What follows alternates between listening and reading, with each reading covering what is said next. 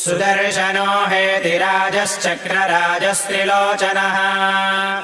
षट्कोणान्तरसंवर्ती सहस्रारो हरिप्रियः कालनेमिहरो बाणदैत्यराजकरान्तकः श्रुतिस्मृतिमयो भक्तपालको देववन्दितः मधुहा करुणावासो जगन्नाथो महाद्युतिः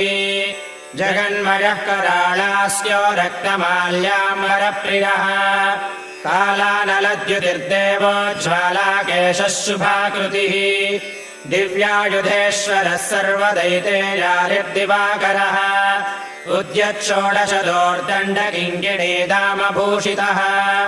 दिव्याभरणसम्पन्नः सहस्रकिरणोज्ज्वलः अम्बरीषस्तुतिप्रीतः दुर्वासमुनिभीतितः